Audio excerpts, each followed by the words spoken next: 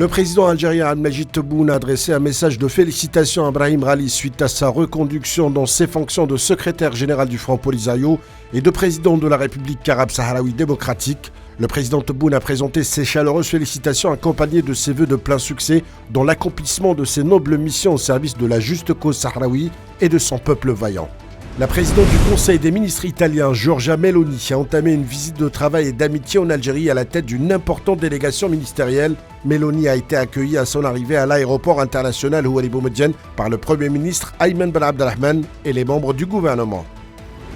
Le chef d'état-major de l'armée algérienne, le général corps d'armée Saïd Chengriha, a entamé ce lundi une visite officielle en France sur invitation du chef d'état-major des armées françaises. Le général d'armée Thierry Bucard indique un communiqué du ministère de la Défense nationale. Cette visite, qui s'inscrit dans le cadre du renforcement de la coopération entre l'armée nationale populaire et les armées françaises, permettra aux deux parties d'examiner les questions d'intérêt commun, ajoute la même source.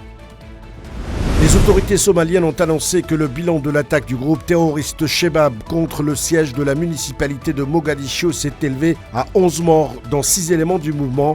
Le ministre de l'Information a déclaré dans un communiqué que les autorités de sécurité ont pu mettre fin à l'attaque terroriste contre le siège de la municipalité de Mogadiscio et tous les assaillants au nombre de 6 terroristes ont été tués. Le président turc Recep Tayyip Erdogan a confirmé dimanche la date du 14 mai pour la tenue des élections présidentielles et législatives. Lors d'une rencontre avec la jeunesse dans l'ouest du pays, « Je ferai usage de mon autorité pour avancer l'élection 14 mai », a déclaré le chef de l'État lors de cette rencontre dont l'enregistrement vidéo a été fourni par la présidence.